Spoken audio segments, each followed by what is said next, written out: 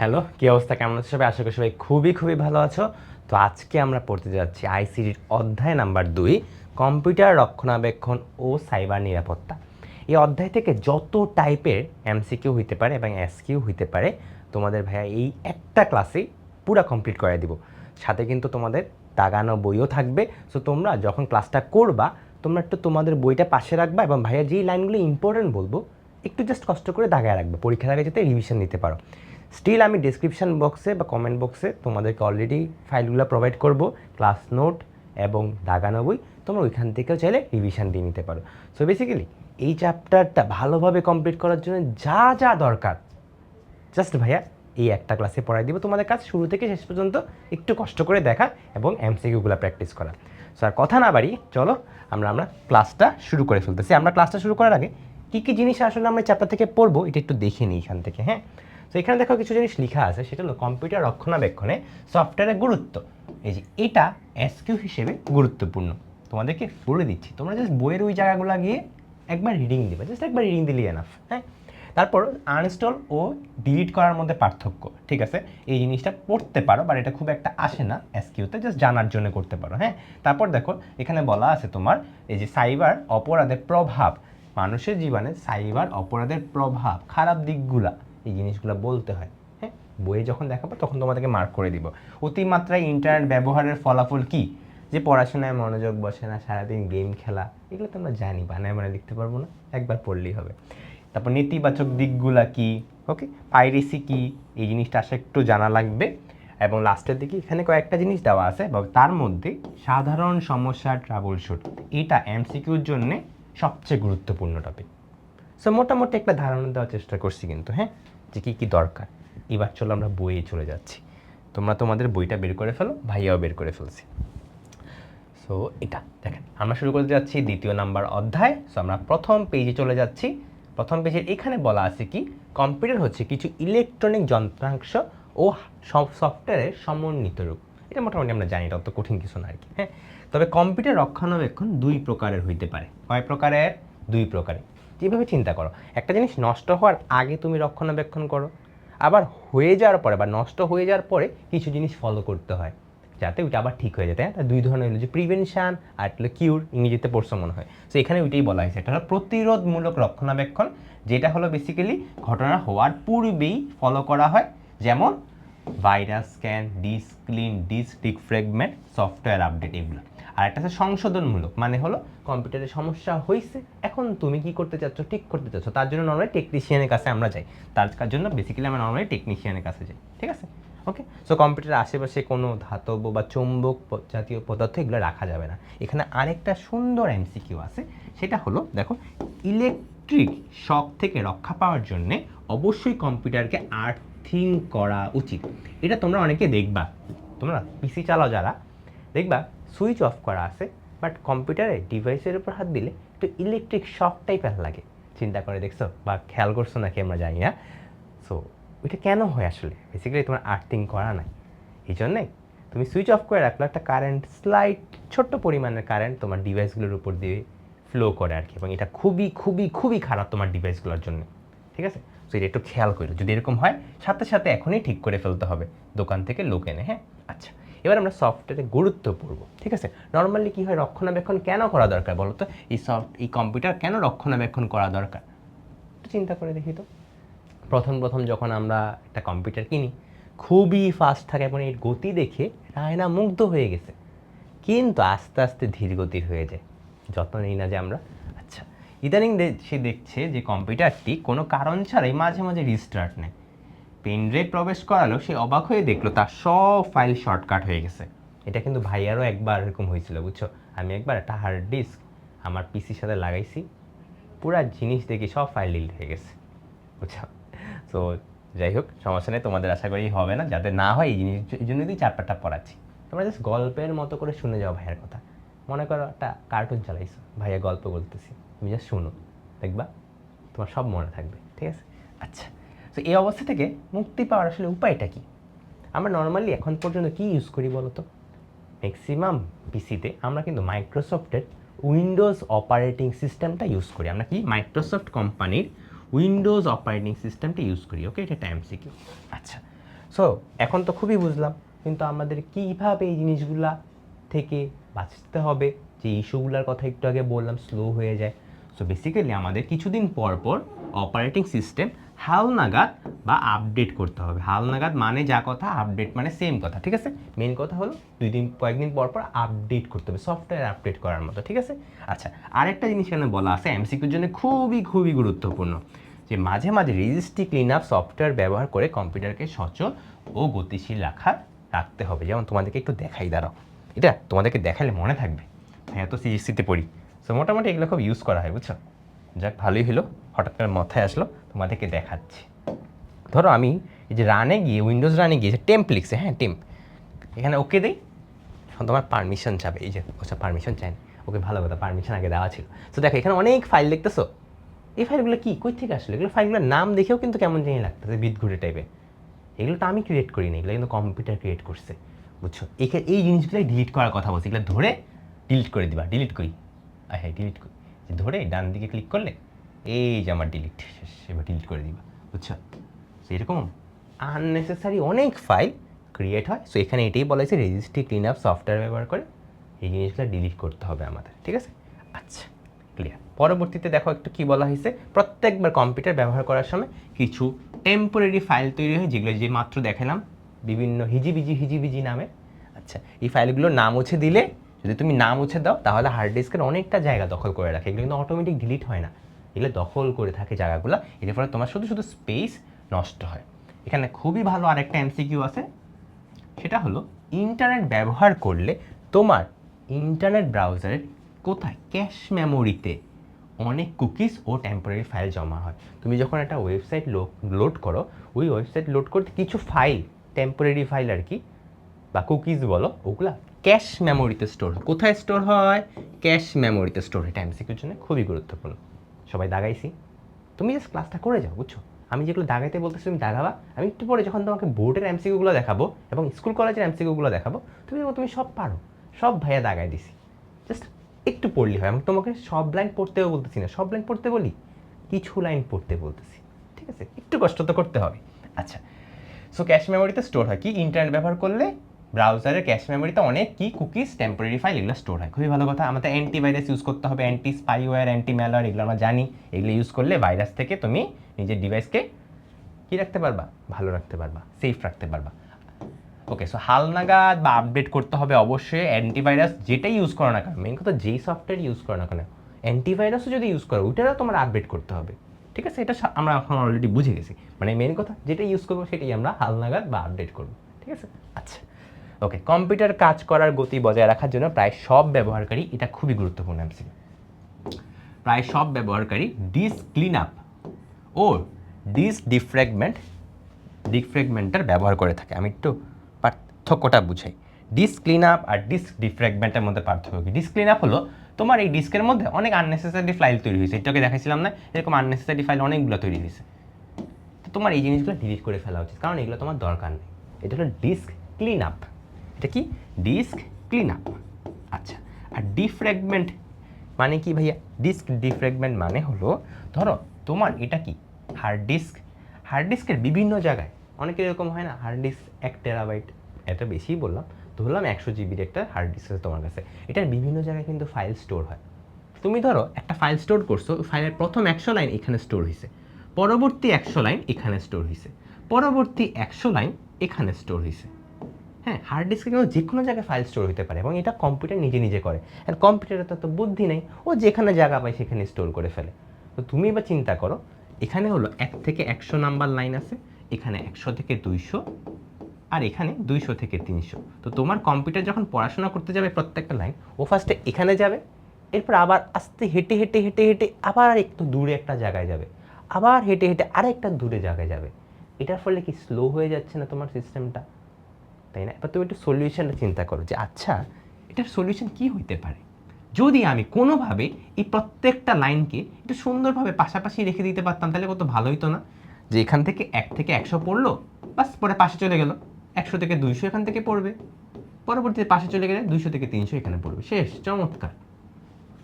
তাহলে যার কম্পিউটারের সিস্টেমটা এরকমভাবে সুন্দর করে অ্যারেঞ্জ করা আছে তারটা কিন্তু ফাস্ট কাজ করবে, বুঝছো, ফাস্টার রিড অ্যান্ড রাইট হবে আর কি।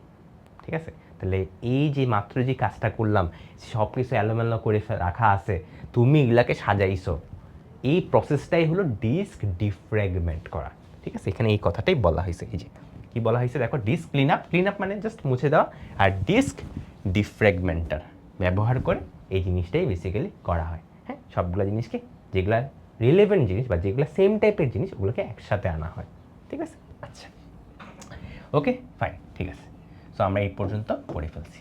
Next, operating system software install করার প্রক্রিয়াটা একটু জটিল এবং কিছু দক্ষতার প্রয়োজন হয়। ঠিক আছে, সফটওয়্যার ইনস্টল করা একটু প্যারা। আমরা বেসিক্যালি এখন সফটওয়্যার ইনস্টলেশন এবং আনইনস্টলেশন সম্পর্কে পড়ব।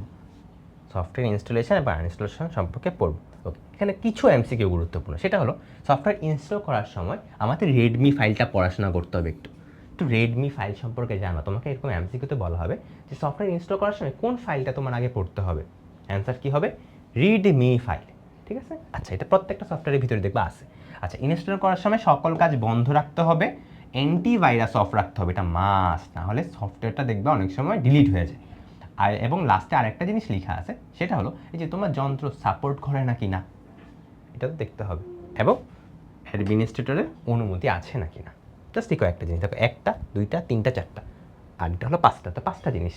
ঠিক আছে, 5টা জিনিস জাস্ট মনে রাখলে হয়েছে। তো তোমাকে ইনস্টলেশনের ধাপসমূহ লিখতে দিতে পারে, এটা এসকিউর জন্যে বলবে যে ইনস্টলেশনে 2টা বা 3টা মনে করো কী কী দরকার করা, সেই জিনিসগুলো একটু বল।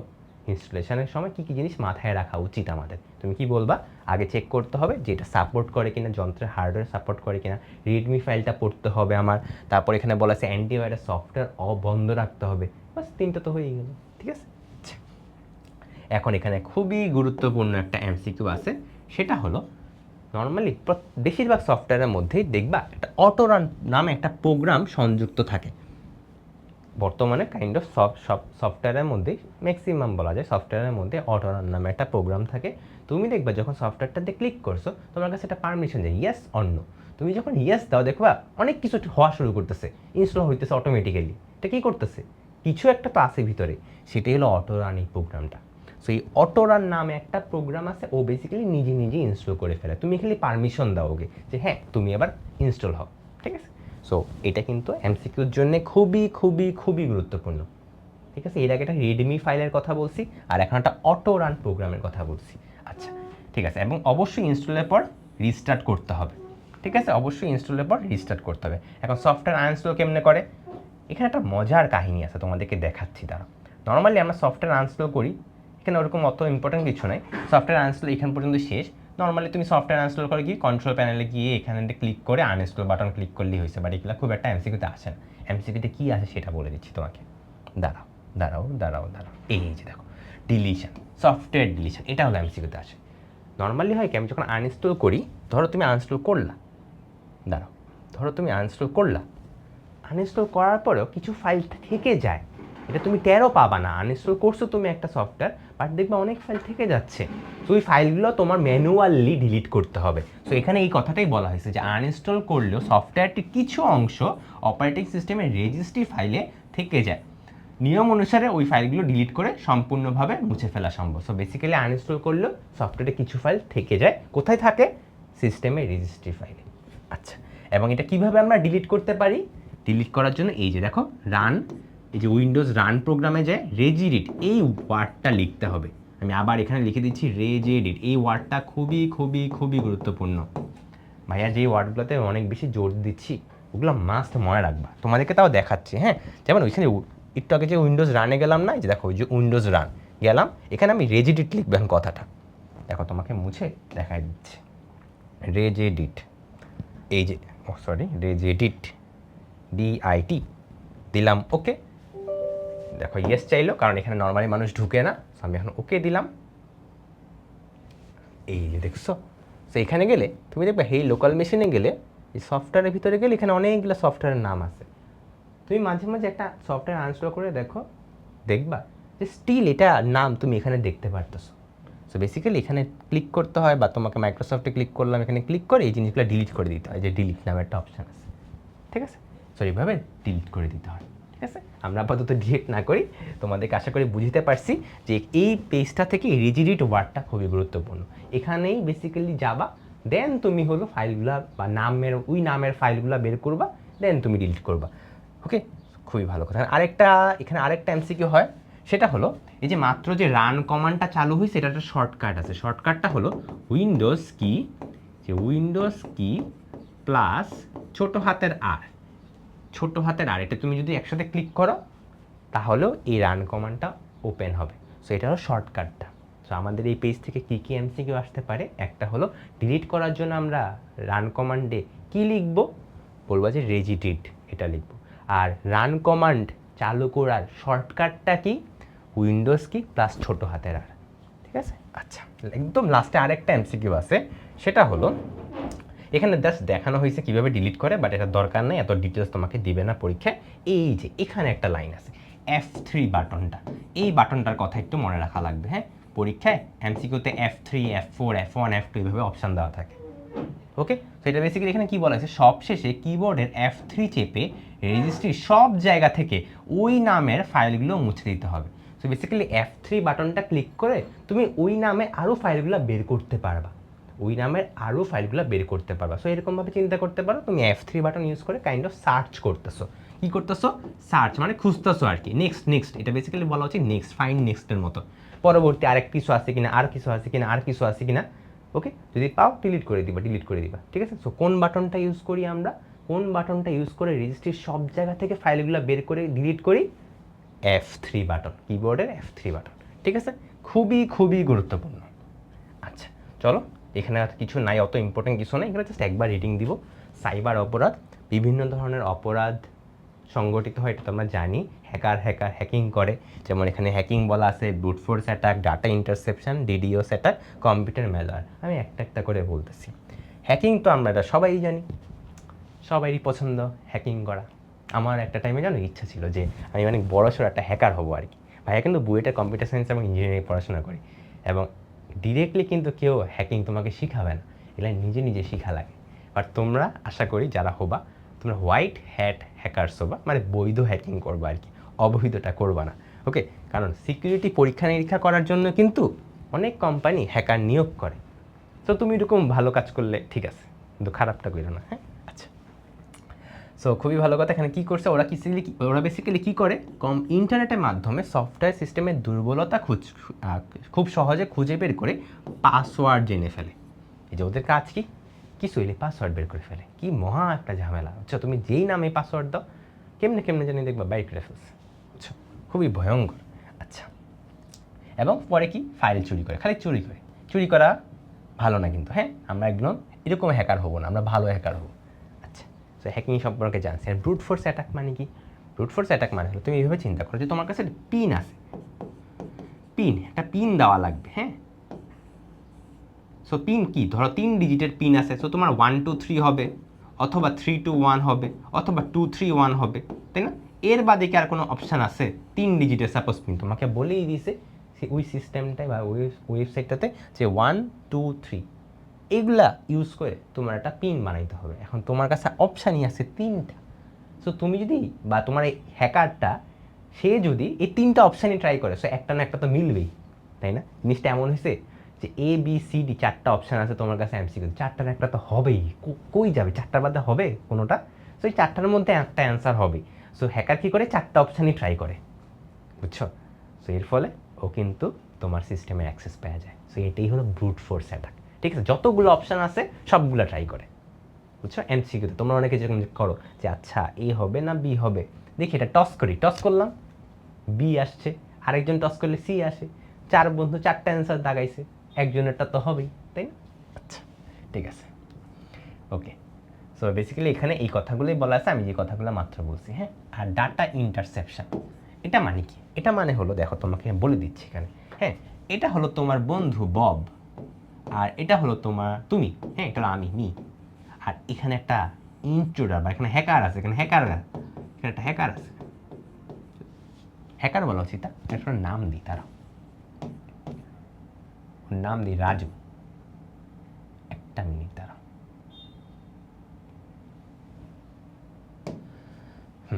ওর নাম হলো রাজু। সো যখন বব আমাকে একটা মেসেজ পাঠাইছে, মেসেজটা কি কোনো একটা মিডিয়ামের মাধ্যমে তা আসে, তো তখন রাজু করছে কি মাঝপথে ওই মেসেজটাকে থামাইছে, থামায়া ওই মেসেজটা চুরি করে নিয়ে ফেলছে এবং মেসেজের মধ্যে যা ছিল সব পুড়ে ফেলছে। এর ফলে কি হলো, ডাটা কিন্তু লিক হয়ে গেল, আমার ইনফরমেশান ও সব জেনে গেছে। যে ধরো বব, হ্যাঁ, আমাকে আমার পরীক্ষার মার্কস পাঠাইতেছে, আর এখানে ধরো আমার আব্বা দাঁড়ায় আছে, সে যদি মাঝখান দিয়ে এই রেজাল্টটা নিয়ে ফেলে তাইলে তো অবস্থা খারাপ, আমি তো একদম শেষ হয়ে যাব। তো আমি কি চাবো, যে যদি আমার আব্বা মেসেজটাও পায় স্টিল যাতে পড়তে না পারে, তাই না? সো এইটার জন্যই বেসিক্যালি একটা ওয়ে ফলো করা হয়, নামটা মনে রাখবা, সেই নামটা হলো এনক্রিপশন। এটা বেসিক্যালি কি করে, তোমার রেজাল্ট, ও তোমাকে রেজাল্টটাই পাঠায়, হ্যাঁ, কিন্তু এই রেজাল্টের সাথে একটা চাবিও পাঠায়। সো চাবিটা বেসিক্যালি তোমার কাছেই আছে। সো তোমার আব্বা যদি ওই রেজাল্টটা পাইয়াও যায়, যেহেতু তার কাছে চাবি নাই, সো ওই মেসেজটা দেখতেই পারবে না, বুঝছো? সো এটাই বেসিক্যালি হাই লেভেল থেকে বললাম, এনক্রিপশনটা বেসিক্যালি এরকমভাবেই করা হয় আর কি। অনেক ইন্টারেস্টিং, তাই না? চিন্তা করে দেখো, ফার্স্টে কী হইতো, এমনি পাঠিয়ে দিত, পরে একজন চিন্তা করলো যে আচ্ছা এমনি তো পাঠাইলে আমি মারা খাবো, আসলে বাবা মা জেনে গেলে তো মারছে, আমাকে মাইট দিবে। সো আমি এমন একটাভাবে পাঠাই এনক্রিপ্টেড ওয়েতে, যাতে আব্বার কাছে মেসেজ গেলেও সে যাতে বুঝতে না পারে, ওকে, খালি আমি বুঝতে পারবো, এরকম একটা অবস্থা আর কি, বুঝছো? তো এই ওয়েটার নাম কি, এনক্রিপশন। এমসিকিউর জন্য ইম্পর্টেন্ট, এমসিকিউতে অপশানে দেখবে এরকম একটা ওয়ার্ড পাবা, ঠিক আছে? আচ্ছা, সো এখানে কি বলা হয়েছে, ডেটার গোপনীয়তা বা সিকিউরিটির জন্য, গোপনীয়তা রক্ষা, যে গোপনীয়তা রক্ষা বা সিকিউরিটির জন্য কি করা হয়, ডেটাকে এনক্রিপ্ট করা হয়। এটাই মাত্র বলছি, এনক্রিপশন বা এনক্রিপ্ট করা হয়, ঠিক আছে? এটা এমসিকিউর জন্য গুরুত্বপূর্ণ। ক্লিয়ার আশা করি। এতক্ষণ পর্যন্ত যা পড়াইছি একটু কি বোরিং লাগছে? যদি বোরিং লাগে তাহলে জানেও, ঠিক আছে, কীভাবে পড়াইতে পারি তোমাদেরকে আর কি, ঠিক আছে? আর যদি বোরিং না লাগে তাহলে তো চমৎকার, ভেরি গুড। চলো আমরা পরবর্তী পার্টে চলে যাচ্ছি, ডিডিওস অ্যাটাক। এটা বেসিক্যালি একটা ওয়েবসাইট, তুমি চিন্তা করো একবার রিলোড দাও, তাই না? এখন তোমার বন্ধু ওই সেম ওয়েবসাইটটাই 5 সেকেন্ডের মধ্যে 1,00,000 বার রিলোড দিছে, চিন্তা করো কি হবে তাইলে? ওই ওয়েবসাইটটা কিন্তু ডাউন হয়ে যাবে, দেখা যাবে একটা টাইমে ওই ওয়েবসাইটের ক্যাপাসিটির মধ্যে আর নাই, তখন ওই ওয়েবসাইটটা ডাউন হয়ে যায়। এটাই বেসিক্যালি ডিডিওস অ্যাটাক। এটার ফুল ফর্মটা একটু পড়ো, যদিও ফুল ফর্মটা আসে না, যেটা আসে আমি কিন্তু সেটা বলে দিই, এটা খুব একটা আসে না, স্কুলের পরীক্ষা আসতে পারে, তাই একবার পড়ে রেখো, ডিস্ট্রিবিউটেড ডেনিয়াল অফ সার্ভিস। তো এখানে বেসিক্যালি কী হয়, যে অ্যাটাকাররা কী করে, অনেক রিকোয়েস্ট পাঠায়। এখন 1-2টা রিকোয়েস্ট পাঠালে তো সমস্যা নাই, কিন্তু ও যদি 1,00,000 2,00,000 রিকোয়েস্ট পাঠায় কয়েক সেকেন্ডের মধ্যে, তাহলে কিন্তু তোমার এই সার্ভারটা ডাউন হয়ে যায়, ঠিক আছে? সো এটাই হলো ডিডিওস অ্যাটাক, ওকে, ডিডিওস অ্যাটাক। এখানে এটাই বলা হয়েছে, ডিডিওস আক্রমণে একাধিক কম্পিউটার বা ডিভাইস কোনো ওয়েবসাইট বা অনলাইন সেবাকে প্রচুর পরিমাণে ট্রাফিকের মাধ্যমে প্লাবিত করতে ব্যবহৃত হয়, যার ফলে এটি ধীরগতি হয়ে যায় এবং ক্র্যাশও করে, ঠিক আছে? এই কথাটাই মাত্র ভাইয়া বলছি, ঠিক আছে? আচ্ছা, এবার ম্যালওয়্যারের নাম তো আমরা শুনছি, এটা ম্যালিশিয়াস সফটওয়্যার, খুবই বাজে ভাইরাস টাইপের জিনিস। এখানে কিছু নাম দেওয়া আছে, যেমন ট্রোজান হর্স, এই নামটা মনে রেখো, এটা খুবই বিখ্যাত একটা ভাইরাস, ভয়ঙ্কর, মানে কোটি কোটি টাকার মতো কি বলে এটাকে আত্মসাৎ করে ফেলছিল হ্যাকাররা আর কি, ঠিক আছে? ভাইরাস ভয়ঙ্কর হইতে পারে আর কি, এখন পর্যন্ত আমরা এরকম ফেস করিনি হয়তো, বাট আমরা যখন জন্মগ্রহণ করিনি তারও আগের ঘটনা কিন্তু এটা, ঠিক আছে? তারও আগের ঘটনা কিন্তু এটা, এটার নাম একটু মনে রাখো, হ্যাঁ? ট্রোজান হর্স, অ্যাডওয়্যার, স্পাইওয়্যার, দেখবা প্রত্যেকটা নামের আগে ওয়্যার আছে, খেয়াল করে দেখো, ওয়্যার আছে, র্যানসম ওয়্যার, এগুলো সব ভাইরাসের নাম। সো ভাইরাসের নাম আমি কেমনে চিনবো, যে ওয়্যার টাইপের ওয়ার্ডগুলো, ওয়্যার, ঠিক আছে? আচ্ছা, ঠিক আছে, চলেন এবার আমরা সাইবার বুলিং তো আমরা জানি, তোমরা অনেকে বুলি টুলি করো, এগুলো ভালো জিনিস না, ঠিক আছে? আচ্ছা, ফেক নিউজ প্রচার করা কিন্তু খুবই আইনত দণ্ডনীয় অপরাধ। এখানে সর্বোচ্চ 10 বছরের কারাদণ্ডের কথা বলা আছে এবং সর্বোচ্চ 1 কোটি টাকার দণ্ড হতে পারে, সেটাও বলা আছে। সো এটা একটু মনে রেখো, যে কী ধরনের সাজা দেওয়া হয় যদি তোমার এরকম ফেক বা গুজব রটাও। সো 2 ধরনের সাজা হয়, একটা হলো সর্বোচ্চ 10 বছরের কারাদণ্ড, আর একটা হলো 1 কোটি টাকা, ঠিক আছে? 1 কোটি টাকা দণ্ডে দণ্ডিত করা হয়। আচ্ছা, এখানে কিছু জিনিস দেওয়া আছে, এটা খুব একটা ইম্পর্টেন্ট না, তোমরা চাইলে একবার রিডিং দিতে পারো, ভাইয়া এই বইটা তোমাদেরকে দিয়ে দিব, তোমরা চাইলে তখন একবার রিডিং দিতে পারো, বাট খুব একটা দরকার নেই। হ্যাঁ, ওকে, আচ্ছা, মনে রাখতে পারলে ভালো, মনে রাখতে পারলে তো অবশ্যই ভালো, ঠিক আছে। আচ্ছা, এটা গুরুত্বপূর্ণ, যেমন ইন্টারনেট ব্যবহারে নিরাপত্তা কৌশল। সো আমরা এখন কী কী ধরনের ইস্যু হয় এটা আমরা জানি, এখন আমরা আমাদের নিজেদেরকে সিকিউর করতে চাই। কীভাবে করব?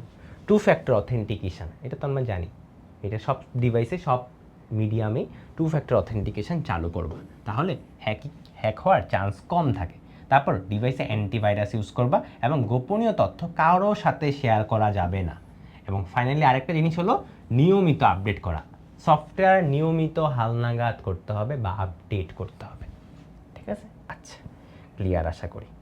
এবার কম্পিউটার ও ইন্টারনেট ব্যবহারে আসক্তি, তো এটা পড়ার আগে আমরা কয়েকটা এমসিকিউ একটু করে আসি। দেখি আমরা এতক্ষণ পর্যন্ত যা যা পড়ছি আমরা এমসিকিউ আসলে কেমন পারি। হ্যাঁ, তোমাদেরকে কয়েকটা এমসিকিউ একটু করাই, একটু দাঁড়াও সবাই, একটু দাঁড়াও। চলেন আমরা প্রথম থেকে শুরু করি। হ্যাঁ, তথ্য অধিকার আইন বাংলাদেশে কত সালে চালু হয়?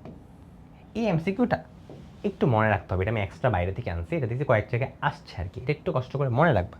এটা বেসিক্যালি 2009 সালে চালু হয়েছে, এটা বেসিক্যালি 2009 সালে চালু হয়েছে, তোমাদের বইও লেখা আছে, আমি একটু পরে দেখাই দেবো তোমাদেরকে। হ্যাঁ, আচ্ছা, নেক্সট এমসিকিউ, কম্পিউটারের সিডি, ডিভিডি বা পেনড্রাইভ প্রবেশ করালে কোন প্রোগ্রামটি সচল হয়ে যায়? দেখো এটা কিন্তু তোমাদেরকে পড়াইছি ক্লাসে, বলছিলাম কিন্তু যখনই তুমি একটা সফটওয়্যার ইনস্টল করতে চাও কোন প্রোগ্রামটা সচল হয়, কোনটা, নামটা একটু খেয়াল করো, বলছিলাম না অটো রান নামে একটা প্রোগ্রাম থাকে যেটা অটো ইনস্টল করে ফেলে সব কিছু।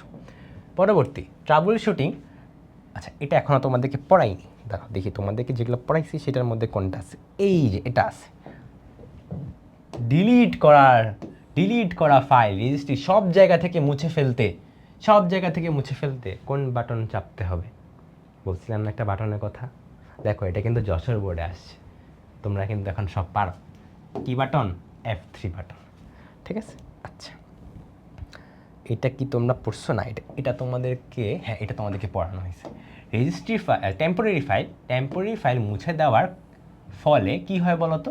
হার্ড ডিস্কের জায়গা খালি হয় অবশ্যই, কম্পিউটারের গতি ধীর হয়ে যায়, কম্পিউটার গতি তো বেড়ে যাবে, তাই? তাহলে 1 এবং 3 হবে, 1 এবং 3 হবে। আচ্ছা, আর কি এখন বাকিগুলা, আচ্ছা বাকিগুলা পড়ানো হয়নি এখন, চলো আমরা আবার ব্যাক করি, বাকি জিনিসগুলো একটু পড়ে আসি। কম্পিউটার ও ইন্টারনেট ব্যবহারের আসক্তি, এটা তো আমরা জানি, সারাদিন মোবাইল চালাতে ইচ্ছা করে অনেক, খুবই বাজে জিনিস। ওকে, এই জিনিসগুলো ভালো না একটু। হ্যাঁ, কম্পিউটার গেমে আমরা আসক্ত হয়ে গেছি, সারাদিন খালি গেম খেলতে ইচ্ছা করে, তাই না? আচ্ছা, পরবর্তী পার্টে চলে যাই, একটু দাঁড়াও।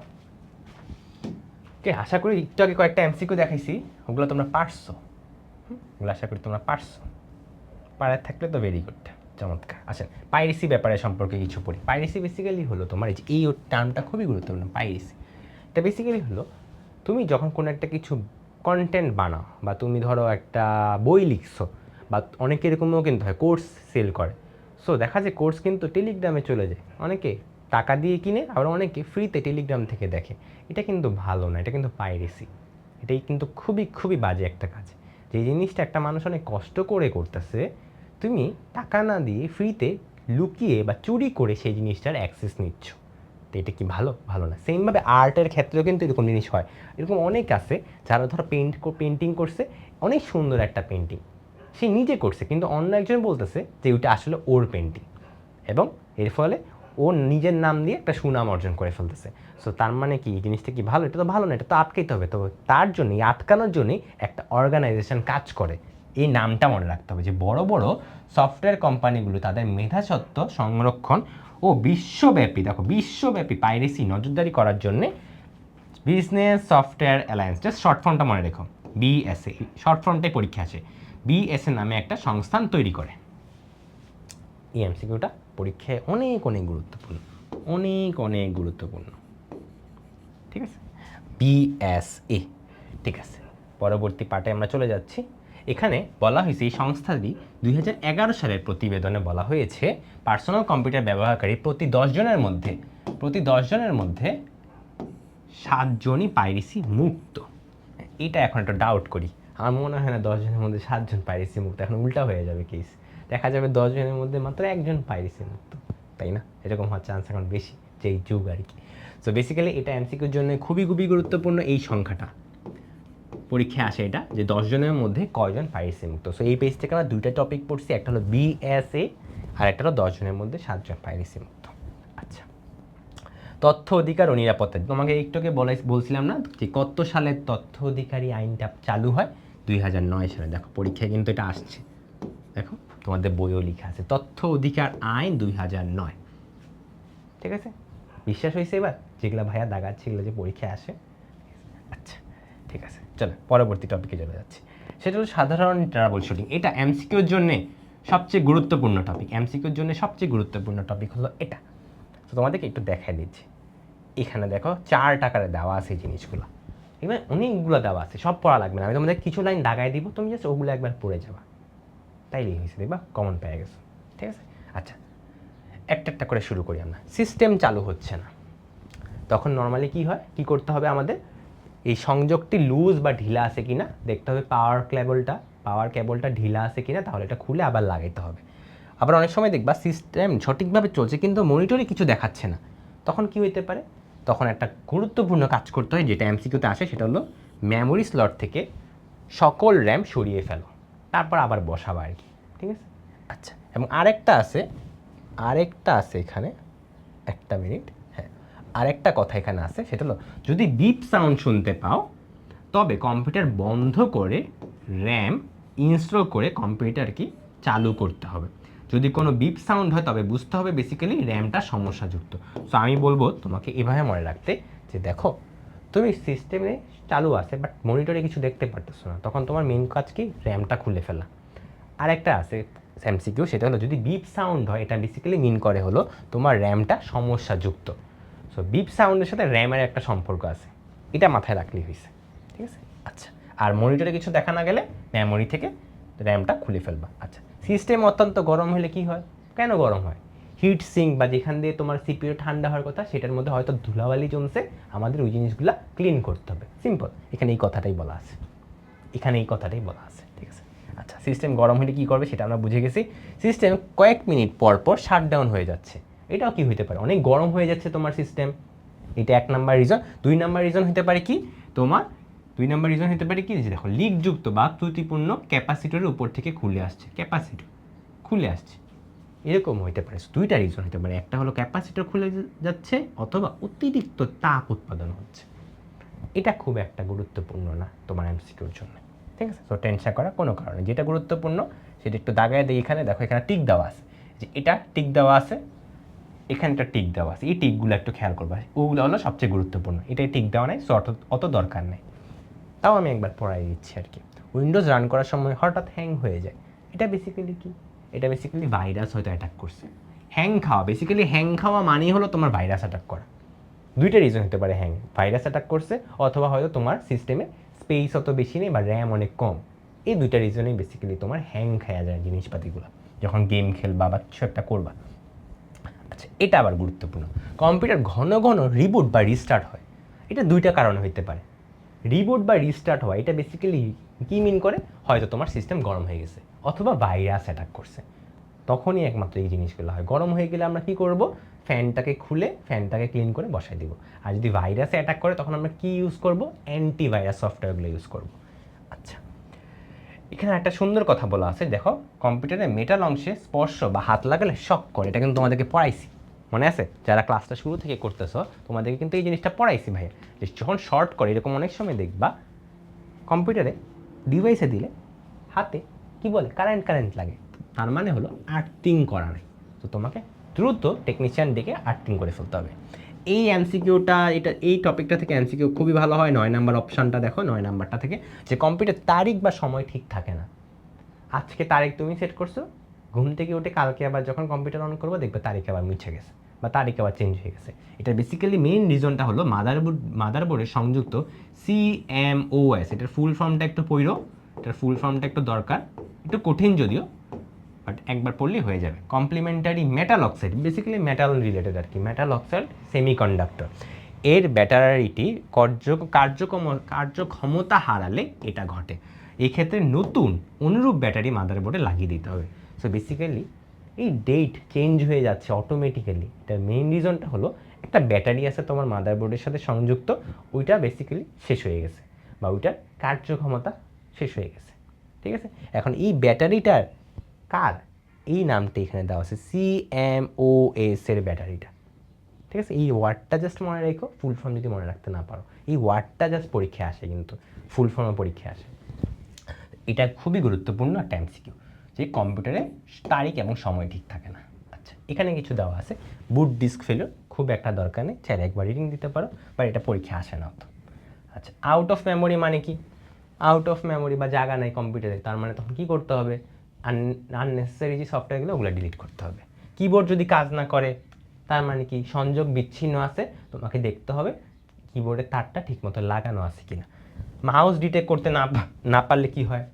কেবল দেখবা ঠিকমতো সংযোগ করা আছে কিনা, পোর্টও পরিবর্তন করে চেক করতে পারো। ঠিক আছে, এগুলো হলো বেসিক জিনিস, কমন সেন্স দিয়ে এটা চিন্তা করলেই পারবা, কমন সেন্সের জিনিসপাতি। মনিটরে পাওয়ার চালু আছে বাট পর্দায় কোনো ছবি নাই, এ নর্মালি কী হয়? পিছনের যে কেবলটা হয়তো খুলে গেছে। মনিটরে কিন্তু কেবল থাকে, তার কেবলটা তো ঢিলা হয়ে গেছে, ঢিলা হয়ে যাওয়ার কারণে কিছুই দেখতে পারতেছো না তুমি। ঠিক আছে, কিছুই তুমি দেখতে পারতেছো না। আচ্ছা, প্রিন্টার কেন কাজ করতেছে না? সেম, ডাটা কেবল সংযুক্ত আছে, ঘুরে ফিরে সবগুলোই সেম জিনিস কিন্তু, দেখছো? সো এরই মাধ্যমে আমাদের চ্যাপ্টারটা শেষ হয়ে গেল। আমরা এখন কিছু MCQ প্র্যাকটিস করব, দেন আমাদের পুরো চ্যাপ্টার কমপ্লিট। চলো এটা দেখি। ট্রাবল শুটিং কথাটা, মাত্র যে ট্রাবল শুটিং পড়লাম, এই কথাটা কোনটির সাথে প্রযোজ্য তুমি একটু চিন্তা করো তো। এতক্ষণ পর্যন্ত যে আমরা ট্রাবল শুটিং পড়লাম, আমরা কী কী জিনিস দেখছি? প্রিন্টার, কিবোর্ড নষ্ট হওয়া, মাউস নষ্ট হয়ে যায়, মনিটর নষ্ট হয়ে যায়, এগুলো কি সফটওয়্যার না হার্ডওয়্যার? এগুলো কিন্তু হার্ডওয়্যার। সো এটা কার সাথে রিলেটেড? হার্ডওয়্যারের সাথে রিলেটেড। এটা খুবই গুরুত্বপূর্ণ একটা MCQ। ওকে, আচ্ছা দেখি তো আরেকটা বাকি ছিল নাকি। এটা করছি আমরা, এটাও পড়েছি। এটা মেধাস্বত্ব সংরক্ষণ ও বিশ্বব্যাপী পাইরেসি নজরদারি করে কে? পাইরেসি না, BSA। নেক্সট, পাইরেসি নিচের কোনটির সাথে সম্পর্কিত? কপিরাইট। পাইরেসি নিচে কার সাথে সম্পর্কিত? কপিরাইটের সাথে সম্পর্কিত, কপিরাইট ল আছে। হ্যাঁ, ওকে। নেক্সট কি? জরুরি কিছু কাজের কথা কোথায় লেখা থাকে বা কোন ফাইলে লেখা থাকে? একটু ফাইলগুলোর নাম পড়ি তো। কোন ফাইলটার কথা ভাইয়া ক্লাসে পড়াইছি একটু চিন্তা করো তো। এই ফাইলগুলোর কথা তো আমি জীবনে ক্লাসে বলিনি, এইটার নাম বলছিলাম, রিডমি ফাইলে। আচ্ছা, নেক্সট, অ্যান্টিভাইরাস প্রতিনিয়ত কি করতে হবে? মুছে ফেলতে হবে, হালনাগাদ করতে হবে, ক্লিন করা নাকি ধ্বংস করা? অনেক এই ক্লাসে এই চ্যাপ্টার একটা টার্ম বারবার বলছি আমি, আপডেট বা হালনাগাদ। কিছু হলে আপডেট বা হালনাগাদ করতে হবে। সো কোনটা অ্যান্সার হবে? হালনাগাদ করে। সো যারা এতক্ষণ পর্যন্ত ক্লাস করছো, ভাইয়ের কথাগুলো যদি গল্প আকারে শুনে থাকো, তুমি দেখবে অনেক কিছু পারো। ভাইয়া কিন্তু JSC, SSC, PSC তিনোবারই ট্যালেন্টফুল স্কলারশিপ পেয়েছিলাম আর কি। এবং SSCতে কিন্তু ঢাকা বোর্ডে 47তম। সেটা কিন্তু একদিনে হয় নাই। কোন টপিকগুলো পড়তে হয়, চ্যাপ্টারের কোন পার্টগুলো গুরুত্বপূর্ণ, এটা তোমাকে বুঝতে হবে। আর তোমাদের জন্য আমি এটাই করে দিচ্ছি এই ভিডিওগুলোতে। সো আমি যদি 47 হইতে পারি, তোমরা আমার থেকে ভালো করবা অবশ্যই। টিচারের থেকে স্টুডেন্টরা আরও ভালো করে, তবেই তো ভালো লাগবে আমার, তাই না? সো তোমরাও পারবা, জাস্ট একটু কষ্ট করে ক্লাসগুলো করে যাও। হ্যাঁ, আচ্ছা, পরবর্তী এটা তোমাদের জন্য SW, একটু বাসায় চেষ্টা করবা। এখানে MCQ দাগানোও আছে, সো তোমরা না পারলে ক্লাস নোট দেখে নিবা। আচ্ছা, আমি তোমাদেরকে আরও কয়েকটা MCQ এটা করাই। পার্সোনাল কম্পিউটারের ব্যবহারকারী প্রতি 10 জনের মধ্যে কতজন পাইরেসি মুক্ত? কয়জন? 7 জন। কয়জন? 7 জন। আচ্ছা, এটা কি? কম্পিউটার সচল ও গতিশীল রাখার জন্য কি করা লাগে? সচল ও গতিশীল রাখার জন্য কি করা লাগে? Registry clean up. একদম শুরুর সেকেন্ড বা থার্ড পেজে যে কথাটা ছিল, যে কি করা লাগে? রেজিস্ট্রি ক্লিন আপ করবো। এবং তোমাদেরকে দেখাইছে যে অনেক টেম্পোরারি ফাইল তৈরি হয়, কি জানি হিজিবিজি নামে দেওয়া, ওই জিনিসগুলো ডিলিট করতে হবে। ওকে, আচ্ছা,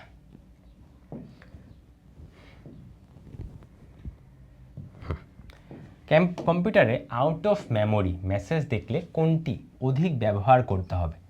আউট অফ মেমোরি বেসিক্যালি মিন করে হলো তোমার র্যাম শেষ হয়ে গেছে, ঠিক আছে? সো আমাদের বেসিক্যালি এটা ইউজ করতে হবে, আউট অফ মেমোরির সাথে র্যামের সম্পর্ক। এটা একটু মনে রাখো, এটা একটু মনে রাখো। নেক্সট, কম্পিউটারে বিপ সাউন্ড দেয়, পড়ছি না? বিপ সাউন্ডের সাথে কার রিলেটেড? এই যে র্যাম, তোমাদেরকে দেখাই, দাঁড়াও, তোমাদেরকে দেখাইছিলাম কিন্তু beep sound, beep sound, beep sound. এই বেশি চলে গেছি, বেশি উপরে চলে গেছে। এই যে বিপ সাউন্ড, বিপ সাউন্ডের সাথে কার রিলেটেড? র্যামের সম্পর্ক, র্যামের সম্পর্ক। আচ্ছা, তো এটা অ্যান্সার আমরা দাগায় ফেলছি। এটা কি? মাদারবোর্ড যুক্ত, মাদারবোর্ডের সংযুক্ত সিএমওএস ব্যাটারিটি কার্যক্ষমতা হারালে কি ঘটে? এই সিএমএস নিয়ে একটাই কথা বলছি, সিএমএস ব্যাটারি কার্যক্ষমতা হারানো মানে ডেট এবং টাইম দেখবা উল্টাপাল্টা হয়ে গেছে। সো দেখি তো কোনটা মিলে। এই যে বায়োসের কোনো অপশান পরিবর্তন করলে তা সেভ হয় না। বেসিক্যালি বায়োসের কোনো অপশান বলতে এখানে ডেট এবং টাইম বোঝাচ্ছে। ওকে, সো ডেট অ্যান্ড টাইম তুমি চেঞ্জ করছো, বাট এটা কি সেভ হয় না, যে সেভ হয় না। ক্লিয়ার? এটাই হলো মেইন প্রবলেম। আচ্ছা, মাদারবোর্ডে সংযুক্ত ব্যাটারিকে কি বলে? বলছিলাম না, ফুল ফর্মটা মনে রাখতে না পারলো শর্ট ফর্মটা অ্যাটলিস্ট মনে রাখবা, সেটা হলো CMOS। এই এমসিকিউগুলা অপশানটা দেখবা পরে, কারণ অপশান দেখলে তোমার কাছে কনফিউশন লাগবে যে দেখো এইটার এটা কিন্তু খুবই কাছে, খালি একটু ভুলে গেলেই কিন্তু শেষ। আগে নিজে চিন্তা করবা, দেন অপশান দেখবা, তাহলে তুমি আর কনফিউজড হবে না। ওকে, এটা খুবই গুরুত্বপূর্ণ একটা এমসিকিউ, সবগুলোই গুরুত্বপূর্ণ ভাইয়া, ক্লাসে যেগুলো আছে সবগুলোই গুরুত্বপূর্ণ, তাও আলাদা একটা মার্ক করে দিচ্ছি। কম্পিউটারে কাজ করার গতি বজায় রাখার জন্য কোনটা ব্যবহার করা উচিত? ডিস্ক ক্লিন আপ অবশ্যই, ডিস্ক ডিফ্র্যাগমেন্ট অবশ্যই, ডিস্ক ফরম্যাটের কথা তো আমি তোমাকে বলিনি, তাই না? আমি তোমাকে দুইটা জিনিসের কথা বলছিলাম, ডিস্ক ক্লিন আপ সব কিছু ক্লিয়ার করে ফেলে, ডিফ্র্যাগমেন্ট কী ছিল? জিনিসগুলোকে একটু সাজায়, তাই না? ওকে, সো 1 এবং 3 হবে। আচ্ছা, ওকে, এটা আমরা পড়ছি। এটা বেশিরভাগ কম্পিউটার কোন অপারেটিং সিস্টেম ব্যবহার করে? Windows operating system. হার্ড ডিস্কে ধারণ ক্ষমতা বাড়ানোর জন্য কি প্রয়োজন হয়? ধারণ ক্ষমতা বাড়াবা, তাহলে কি ইউজ করতে হয়? Disk clean up. ক্লিন করলেই সব কিছু মুছে যাবে, যে টেম্পোরারি ফাইলগুলো, এবং তোমার এই যে হার্ড ডিস্কের ধারণ ক্ষমতা বা স্পেস বৃদ্ধি পাবে, হার্ড ডিস্কের ফাইলগুলো সাজানোর জন্য কোনটা ইউজ করা হয়? তোমাদেরকে এটা কিন্তু একদম সুন্দরভাবে ফিগার আঁকে দেখাইছি। ফাইলগুলো সাজানোর জন্য কি ইউজ করতে হয়? ডিফ্র্যাগমেন্টর ইউজ করতে হয়। তো নেক্সট, তুমি কতবার কম্পিউটার সংরক্ষিত তথ্য বিন্যাস করবে? এটা একটু মনে রাখো, এটা আগে ছিল সপ্তাহে একবার, প্রতি সপ্তাহে একবার করে এই ডিফ্র্যাগমেন্টরটা চালায়া ফাইলগুলোকে সাজাবা আর কি, ঠিক আছে? এটা খুব একটা গুরুত্বপূর্ণ এমসিকিউ না, এটা দেখো অনেক আগে আসছিল, বরিশাল বোর্ড 2019 সালে। সো তুমি একটু মনে রাখো স্টিল, আর না মনে রাখতে পারলে সমস্যা নেই, কোনো খুব গুরুত্বপূর্ণ এমসিকিউ না, ঠিক আছে? আচ্ছা, তবে অবশ্যই মনে রাখতে পারলে অবশ্যই ভালো। যারা 100তে 100 পাইতে চাও তাদের জন্যই এমসিকিউগুলো, সব এমসিকিউ এনে দিছি যেগুলো গুরুত্বপূর্ণ। হ্যাঁ, এটা দেখি, কম্পিউটার ধীরগতি হয় কেন? বলো তো, কেন ধীরগতি হয়? পুরনো হইলে ধীরগতি হয়? আসলে কি জাস্ট পুরনো হয়ে গেলে ধীরগতি হয়ে গেল? বিশেষজ্ঞ না হওয়া, কম ব্যবহার করলে ধীরগতি কেন হবে? বেসিক্যালি রক্ষণাবেক্ষণের অভাব, এটাই মেন প্রবলেম ছিল। আপডেট করা সফটওয়্যারগুলো এগুলো না করলে ধীরগতি হয়ে যাবে, ঠিক আছে? এগুলো না করলে ধীরগতি হয়ে যাবে।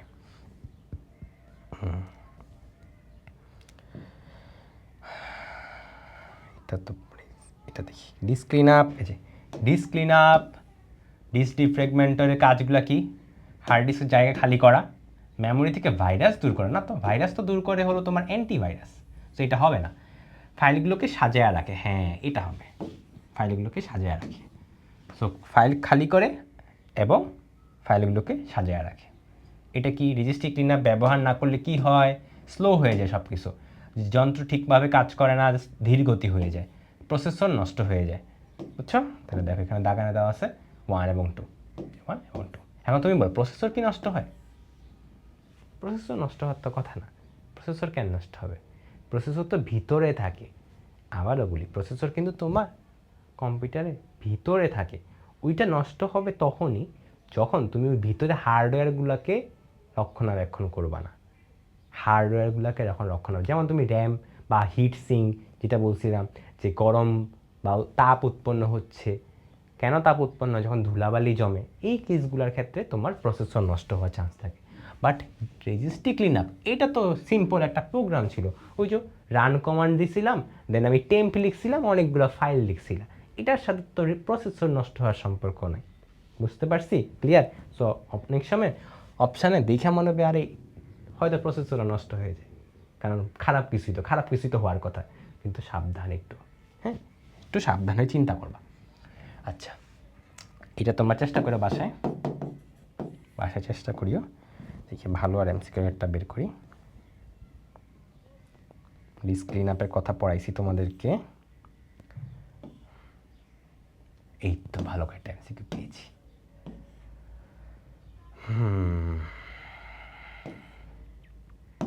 কোনো সফটওয়্যার আনইনস্টল করলেও কিছু ফাইল বা কিছু অংশ কোথায় থাকে কি বলছিলাম? এটা কিন্তু এমসিকিউ দাগাইও দিছি, পুরো দাগাই দিছিলাম তোমাকে। এটা বেসিক্যালি থাকে রেজিস্ট্রি ফাইলে। ওকে, যারা বইটা পড়ছিলে না একটু উপরে যা চেক করো, তোমাদের বইও তো হয়তো দাগাইছো, একটু চেক করো, পেয়ে যাবে। এটা রেজিস্ট্রি ফাইলে স্টোর হয়। নেক্সট, এই যে চমৎকার এমসিকিউ, রান কমান্ড সক্রিয় হয় কোন শর্টকাট দিয়ে? উইন্ডোজ কি প্লাস ছোট হাতের আর, কই এই ছোট হাতের আর, ঠিক আছে। আচ্ছা, সফটওয়্যার আনইনস্টল করতে কোন সফটওয়্যারের সাহায্য প্রয়োজন? বলো, এখানে বলাই আছে অপারেটিং সিস্টেমে। নর্মালি অপারেটিং সিস্টেম বলতে বেসিক্যালি উইন্ডোজ মিন করা হচ্ছে এখানে, ধরে নেওয়া হয় কি। সো সব কিছুই তুমি যাই করো না কেন, সব কিছুর জন্যই তোমার উইন্ডোজের সাহায্য তো লাগবে, সব কিছুর জন্যই অপারেটিং সিস্টেমের সাহায্য আমাদের জন্য লাগবে। আচ্ছা, ওকে, এখান থেকে কি দেখি কি বলা হয়েছে। কোনো সফটওয়্যার আনইনস্টল করতে প্রথমে কোথায় যেতে হবে? দেখি স্টার্ট বাটন থেকে কন্ট্রোল প্যানেল, ডাবল ক্লিক, এই যে স্টার্ট বাটন থেকে কন্ট্রোল প্যানেল, এটা একটু ছবিটা যদি খেয়াল করো তাইলে দেখতে পারবা। ছবিটা এমসিকিউর জন্য তুমি একবার পড়লেই হবে। তোমাদেরকে দেখাই দিতে হবে ছবিটা, দাঁড়াও।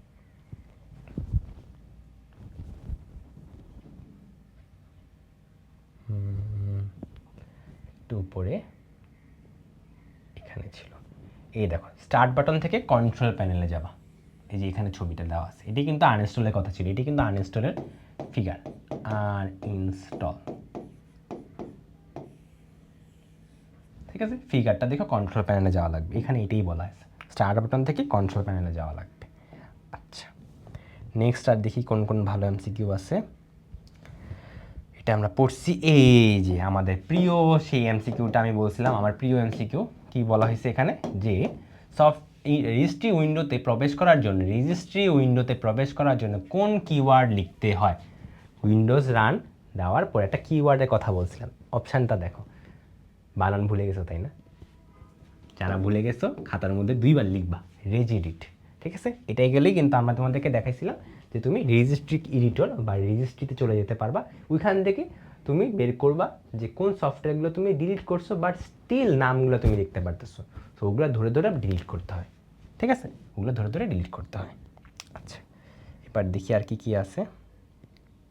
সাধারণত অপারেটিং সিস্টেম কোন ড্রাইভার থেকে, এটা তোমাদের ইয়াতে নাই, যদিও বইয়ে নেই, বাট এটা আমরা মোটামুটি জানি। সি ড্রাইভে, যারা ল্যাপটপ বা কম্পিউটার চালো, সি ড্রাইভে তোমার অপারেটিং সিস্টেম থাকে। আচ্ছা, ওকে, এবার এটা একটু ইম্পর্ট্যান্ট, এখানে একটা ভাইরাসের নাম পড়াবো, এই ভাইরাসের নামটা একটু পড়ে রাখবা, পরীক্ষাটা অনেকবার আসতে দেখছি, যদিও এটা তোমার বইয়ে নাই। হ্যাঁ, ভাইরাসটা হলো এখানে CIH, এটা একটু বইয়ের একটা কোনায় লিখে রাখবা, CIH একটা ভাইরাসের নাম, ঠিক আছে।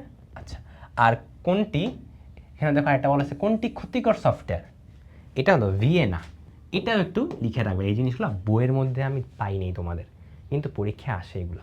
আর যদি কেউ বইয়ের মধ্যে পেয়ে থাকো তাও আমাকে জানাও, বাট আমি পাইনি আর কি। সো এটা দেখলাম ভিএনা 2টা এমসিকিউ, আর এটা 3 নাম্বার এমসিকিউ। সেটা হলো অ্যান্টিভাইরাস নিয়মিত কি করা উচিত? হালনাগাদ করা উচিত বা আপডেট করা উচিত। আমি তোমাদেরকে 2টা এমসিকিউ আগে পড়াইছি, ভাইরাসের নাম আর একটা ক্ষতিকর সফটওয়্যারের নাম, এই 2টা বইয়ের একটা কোনায় লিখে রাখবা, পরীক্ষা আসে, সো তুমি কমন ডিরেক্ট পাইতে পারো, মিস করা যাবে না এগুলা। আচ্ছা, কোন পাসওয়ার্ডটা হ্যাক করা কঠিন? এটা তো আমরা দেখলেই বুঝি। কোনটা সবচেয়ে কঠিন দেখতে লাগে বলো তো? তুমি দেখো এখানে প্রথমটা ABCDEF, এটা তো কোনো পাসওয়ার্ডই হলো না। পরেরটা দেখো ABC123, এটাও তো অত কঠিন কিছু না। কোনটা কঠিন? এটা একটু কঠিন, যদিও এটাও কঠিন বলা যায়, এটাও আসলে হয়, বুঝছো, এটাও আসলে কঠিন, অতটা ইজি না। তো দুইটাই আসলে হয়। এটা খুব ভালো একটা এমসিকিউ ছিল না, এটা কনফিউজিং এমসিকিউ, অ্যাকচুয়ালি দুইটাই কারেক্ট হওয়া উচিত। আচ্ছা, এটা একটু ইজিলি অ্যান্সার করা যায়। সে কোন পাসওয়ার্ডটা সহজে হ্যাক করা সম্ভব নয়? কোনটা হ্যাক করা সম্ভব নয় বলো? সবচেয়ে কঠিন পাসওয়ার্ড কোনটা? এটা। এই এমসিকিউটা ঠিক আছে, বা আগে যে এমসিকিউটা ছিল ওটা একটা ভালো এমসিকিউ ছিল, ওটা খুবই বাজে এমসিকিউ ছিল, ঠিক আছে। আচ্ছা, এটার কথা বলছিলাম তোমাদেরকে যে জিমেইল অ্যাকাউন্টের নিরাপত্তা শক্তিশালী করার জন্য কি করা লাগে? করা লাগে বলছিলাম টু ফ্যাক্টর অথেন্টিকেশন, বা এখানে আরেকটা নাম বলা আছে 2 স্টেপ ভেরিফিকেশন। ওকে, আমি নামগুলো লিখে দিচ্ছি। 2F এ তোমাদের বই লেখা আছে 2F এর কথা। তো এটা যা কথা 2 স্টেপ ভেরিফিকেশন সেম জিনিসই মিন করতেছে, ওকে, সেম জিনিসই এখানে বলা হয়েছে। একবার পড়বা তোমরা, রিডিং দিলেই হবে। এই দেখো, তোমাদেরকে বলছিলাম না BSA, এটার ফুল ফর্মটা মাঝে মাঝে পরীক্ষা আসে, খুব একটা কিন্তু আসে না, বাট মাঝে মাঝে এসে পড়ে। এখানে 4টা নাম দেওয়া আছে, একটু কষ্ট করে বইটা থেকে মুখস্থ করে রাখবা। BSA এটার ফুল ফর্মটা হলো বিজনেস সফটওয়্যার অ্যালিয়েন্স। জিনিসটা এইভাবে চিন্তা করো, যারা বিজনেস কোম্পানি তারাই বেসিক্যালি কিন্তু পাইরেসি রোধ করার জন্য এই অর্গানাইজেশনটাকে দায়িত্ব দিছে। সো যেহেতু তারা বিজনেস করে, নাম হবে বিজনেস। সফটওয়্যার রিলেটেড যেহেতু কাজ, চ্যাপ্টারটাই তো সফটওয়্যার নিয়ে কাজ, তো বিজনেস সফটওয়্যার দুইটা মিলে গেছে। পরবর্তী অ্যালিয়েন্স মানে বেসিক্যালি মিন করে হলো, তুমি চিন্তা করতে পারো এটা একটা সংস্থার মতো, যেহেতু সংস্থার ইংরেজি হলো alliance. So business software alliance, ঠিক আছে। আচ্ছা, এটা কি বলা হয়েছে? BSA 2011 প্রতিনিধি অনুযায়ী প্রতি 10 জনের মধ্যে কয়জন পাইরেসি মুক্ত? কয়জন? 7 জন, ঠিক আছে। আমরা কিন্তু এগুলো পড়েছি, এখন আমরা ভাইয়া সব পারি। BSA কেন সৃষ্টি করা হয়? কি বলছিলাম? মেধাস্বত্ব সংরক্ষণ করার জন্য। ইয়েস। কপিরাইট ভঙ্গ করার জন্যে না, পাইরেসি নজরদারি করার জন্য। ইয়েস। তাহলে কি হবে? 1 এবং 3। এরই মাধ্যমে আমাদের এই চ্যাপ্টারের ফুল MCQ SQ সব শেষ হয়ে গেছে, ঠিক আছে। সো SQর জন্য একদম প্রথম দিকে বলছিলাম কয়েকটা টপিকের কথা, ওগুলো বই থেকে একবার রিডিং দিলেই হবে। আর MCQর জন্য যা দরকার ভাইয়া ক্লাসে করাই দিচ্ছি, তোমাদের বই দাগানো বইটাও দিয়ে দিব। এবং তোমরা যদি বাকি চ্যাপ্টারগুলো এভাবে করতে চাও, ভাইয়ার ইউটিউব চ্যানেলে গেলে একটু নিচে যাবে, যে ভাইয়ার ইউটিউব চ্যানেল দীপিস লার্নিং পয়েন্ট, একটু নিচে গেলেই এই যে SSC ICT চ্যাপ্টার 1-এর ক্লাস অলরেডি দেওয়া আছে। ওকে, সো নেক্সটে আরও বাকি চ্যাপ্টারগুলো দেওয়ার চেষ্টা করবো, যারা আমার ক্লাস পছন্দ করতে, শুধুমাত্র তাদের জন্য আমি বলতেছি। অথবা তুমি চাইলে এসএস ফিউচার স্কুলের চ্যানেলেও কিন্তু পাবা, ঠিক আছে। সো ভাইয়া নেক্সটে ICTর বাকি চ্যাপ্টারগুলো দেওয়ার চেষ্টা করবো, হায়ার ম্যাথের অধ্যায়গুলো দেওয়ার চেষ্টা করবো। সো যাদের ইচ্ছা করা, জাস্ট আমার চ্যানেলে একটু ফলো রাখলেই হবে, ঠিক আছে। ওকে, সো আশা করি এতক্ষণ পর্যন্ত যা পড়াইছি সব বুঝতে পারছো ঠিক মতো। অ্যান্ড যদি কোনো কনফিউশন বা কোনো ধরনের কোনো কোশ্চেন থাকে, সেটা ভাইয়াকে কমেন্ট বক্সে জানালেই হবে। সো আজকে এই পর্যন্তই। সবাই ভালো করে পড়াশোনা করো, নিয়মিত পড়াশোনা করো এবং স্বাস্থ্যের খেয়াল রেখো। আশা করি এই পর্যন্তই। নেক্সট আরেকটা অধ্যায় তোমাদের সাথে দেখা হবে। সেই পর্যন্ত টাটা, বাই বাই।